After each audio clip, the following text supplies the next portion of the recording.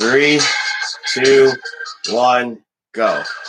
Oh, hey everyone, I'm Paul, Mr. Cleveland Warren, living in the city of Cleveland, in the state of Cleveland, in the United States of Cleveland. And you know what today is? It's Michael Stanley Day. We're celebrating his posthumous birthday, meaning, in case all you Clevelanders heard, like a few weeks ago, we lost Michael Stanley. Hey, it's Michael Stanley here for a 98.6 station in Cleveland, Ohio. 98.6. I know what you're doing, yes. Okay, but and so you know what I'm going to be doing? And this is why today I'm going to be doing a music episode rather than a movie or episode, because I did that last week. And it's the and you know the Rock Hall nominees are in as well, and the people of the Rock and Roll Hall of Fame. I wish you're watching this right now because I have the 16 biggest Rock and Roll Hall of Fame snubs ever. And it ranges from any genre because, to be truthful, some of these people actually do deserve to be in the Rock Hall, even though some of them aren't rock and rollers. And to be on this list, you were either nominated at one way, shape, or form, but did not get it. These are people who are not in right now. So, number 16, Frank Sinatra. I know what you're all saying. Sinatra hated rock and roll. But you know what he did? He was the one who actually had the coin teenagers. Because in the 40s, that's when the teenage Bobby Soxers thing happened and what have you. I'm going back to Bugs Bunny again. He's starting to become my safe zone, basically, your comfort spot. It's not in your shot. Oh. It's a tighter shot on you. Did you see yesterday's episode? Oh, okay, yeah. You want me to zoom back? A little bit. Yeah. Just a skosh, just to see old Bugsy. You got the damn box in the way. Okay. Yeah, because... And then it's pointed at the ceiling. Okay. We're not professionals, folks. We're amateurs. But then again, a lot of people who did these videos had to start somewhere. But, yeah.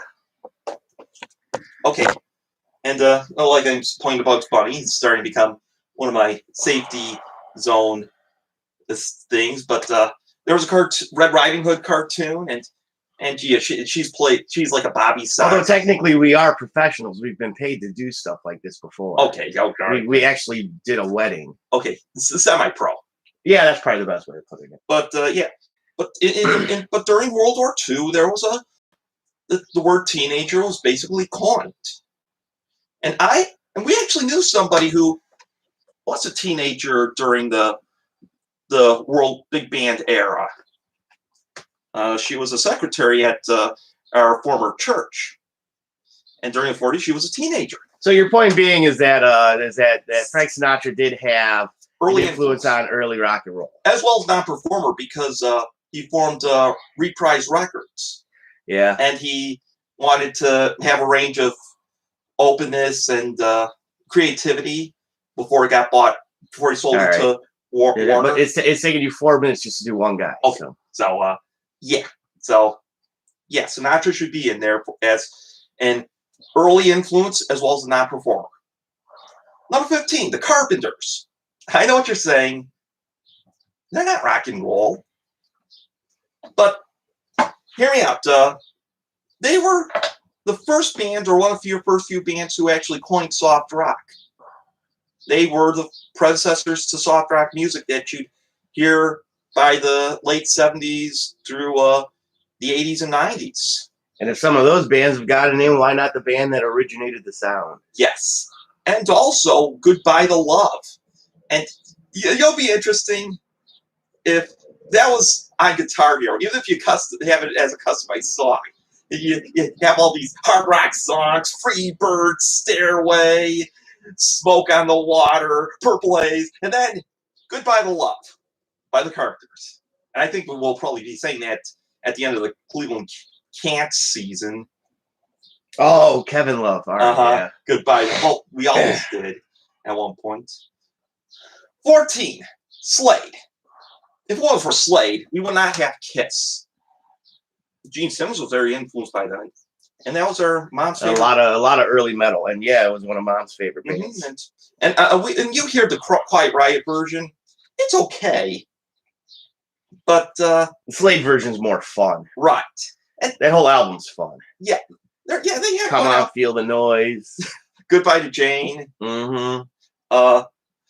They misspell their songs on purpose. Mama, we're all crazy now. Yeah, I'm crazy. But yeah. Number 13, Bare Naked Ladies. Okay. You may say, Bare Naked Ladies? The Rock and Roll Hall of Fame should be more serious. Actually, they actually have some good alternative rocks, independent rock influence. In some ways, in my opinion, I think Bare Naked Ladies have some influences from the band. Mm-hmm. And a little bit Neil Young. Those are Canadian bands too. Well, the band is Canadian-American. Yeah, the drummer was from the South. Levon Helm. Yeah. And that's where Elton John got the song Levon. Mm-hmm. Oh, really? Interesting. And he called his child Jesus.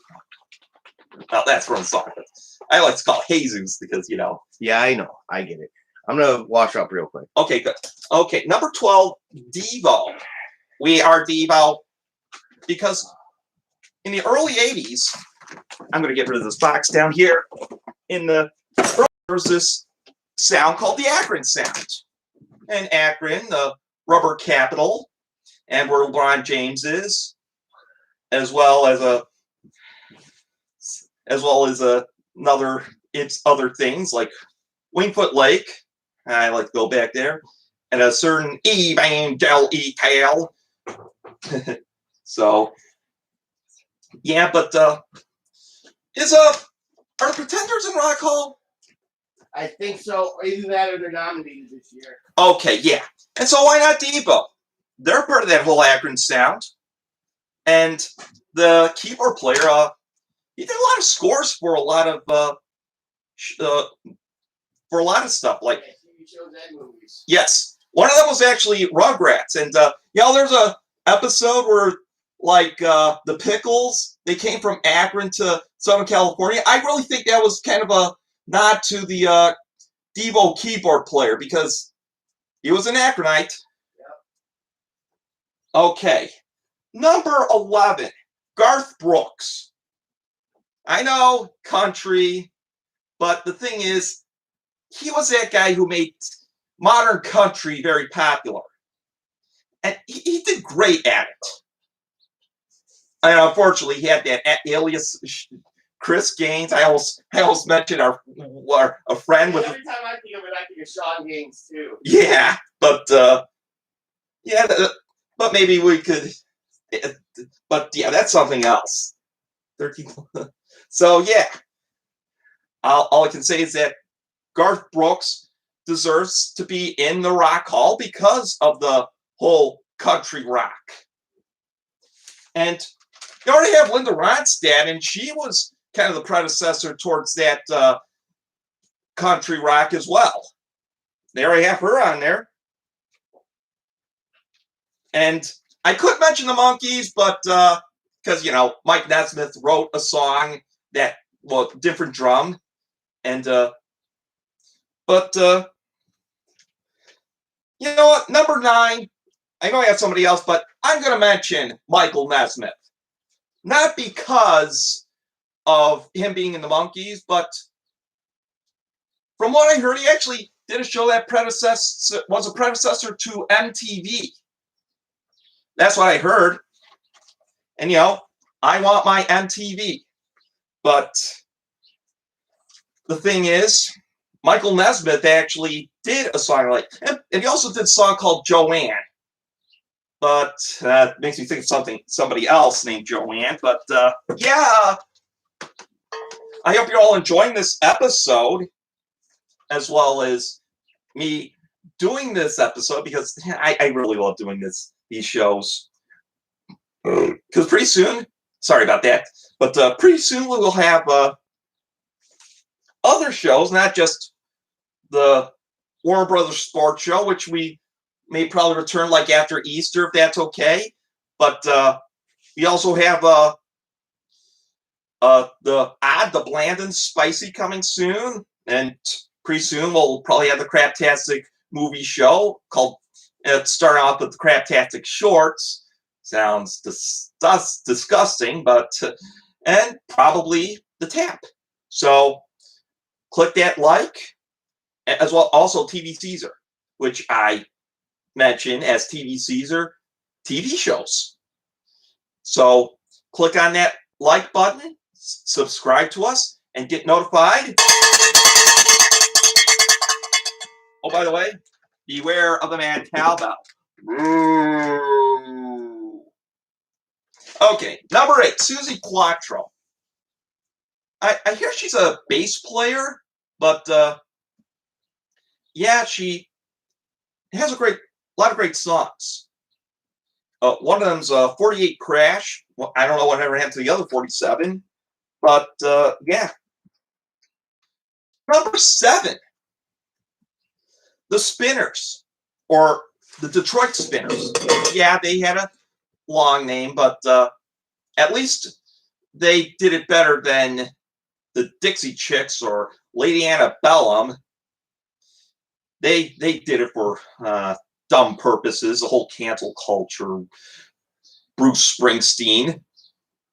I don't call it Bruce Springsteen because some of us like, because I like Bruce Springsteen, but yeah, the Spinners. Yeah, they have they're one of the few Motown people. And speaking of Bruce Springsteen, and the Spinners is number 7, Suzi Quatro's 8, but number 6, the Michael Stanley Band. Reason why I want a petition for Michael Stanley to be in the Rock Hall, not because he did that sound that from the industrial area, like the Rust Belt. Obviously, that's where you got Southside Johnny Ashbery Dukes, you got Bob Seger and Silver Bullet Band, and then other rockers in that Midwestern area, as well as the Mid-Atlantic. Unfortunately, the most successful one is Bruce Springsteen. And actually, one of the albums I will review, Born to Run, which is actually a good album. It really is. So yeah, Michael Stanley Band is at number 6. Sadly, Michael Stanley will have to see the whole thing on the other side. Number 5, John Coltrane. The only reason why Coltrane should be early influence / non-performer because, you know, he did some jazz and blues, and I think Eric Clapton really was big on John Coltrane. If just help me out a little bit, people, about Coltrane, because you know. Oh, a lot of artists are influenced by him because he was the godfather of blues, really. Yeah, so People still listen to Coltrane albums all the time. yeah, so that's why he should be in the Rock Hall. Number 4.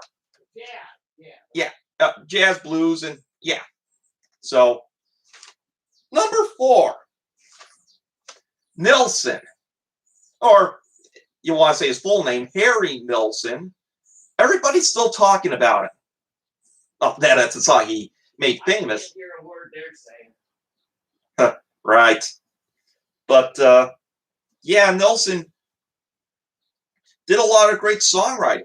Even the Beatles claimed him as as their favorite band. That was the musician. Because I think, in my opinion, the whole Paul is dead hoax, Nilsson, I think, replaced him. Nilsson replaced McCartney. But yeah, that's another topic altogether. But yeah, Harry Nilsson really should be in the Rock Hall. Besides, we can't live without him. Or can we? Okay, number 3, Joe Walsh. Either Joe Walsh himself or even the James Gang. Because he was one of the few people as well that had that Midwestern sound. Well, he was born in Kansas, and there's even a guy named Steve Walsh that formed the band Kansas, but I don't think there's any relation towards those two Walshes. Not really, I don't think. Yeah, but Joe Walsh really is a great guitarist and underrated too. He's got Rocky Mountain Way and Turn to Stone, but the only band he's been nominated with is the Eagles. Dude, I hate the freaking Eagles. Why the Eagles, man? Okay. I personally say that Joe Walsh might be one of the best guitarists ever. Mm-hmm. And not only that, he's a predecessor to sort of like the grunge and alternative sound. Mm-hmm. You know? And yeah, so why can't he be nominated? Number 2, Procol Harum. I know what you're saying, but yeah, I will inform that they added a Lighter Shade of Pale in the band, but I mean in the Rock Hall, but why not the whole band Procol Harum? Because they were the band that was a predecessor to most progressive rock songs. And you got the Moody Blues in. Why not Procol Harum? The thing is, they made a song that is called In Hell 'Twas an I, and from their sophomore album, Shine On Brightly. And they have great orchestration, and perhaps my favorite live album of all time, the Edmonton Symphony Orchestra, which is Conquistador. So I'm going to mention the other 15. So I went with 16 Sinatra, 15 Carpenters, 14 Slade, 13 Bare Naked Ladies, 12 Devo, 11 Garth Brooks, 10 the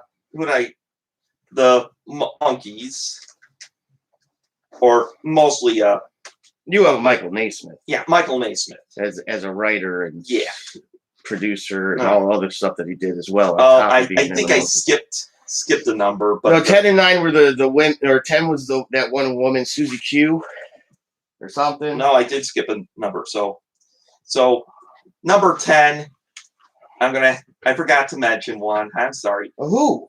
Ed Sullivan. Oh, as a non-performer. Yeah, all right, that's pretty cool. Because Ed Sullivan gave us Elvis, the Beatles. He even had Bob Dylan, but Dylan just stormed out. Yeah, the Ed Sullivan Show was a showcase for up and coming talent. Yes, and he had the Rolling Stones a few times. Even the controversial "Let's Spend the Night Together" episodes, like Mick Jagger's like, oh crap, I had to say let's spend some time together. And the first and last performance of the Doors on Sullivan, it's like, huh, yeah, we already did Sullivan. So yeah, well, I'll be honest, at least the Doors Jim Morrison didn't stick around for the 70s, because if he was on Saturday Night Live, he probably would have been, Lorne Michaels would have probably kicked him off the show for good. Yeah. Lorne Michaels hates improv.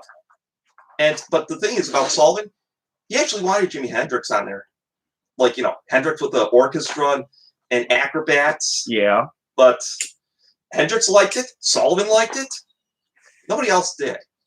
So the station wouldn't let him do it? Yeah, so 10 is Ed Sullivan. 9 is Mike Nesmith. 8, Susie Quattro. 7, the Detroit Spinners, who later became the Spinners. 6 was Michael Stanley Band. 5, John Coltrane. 4, Harry Nilsson. 3, James Gang or Joel Walsh. 2, Procol Harum. And now, here is the number 1 musical performer or artist or whatever that has been snubbed in the Rock and Roll Hall of Fame. And that you feel should definitely be in there. Alfred Matthew Yankovic. I was just about to say, I bet you it's a weird one. Uh-huh. Reason being, Frank Zappa said this once.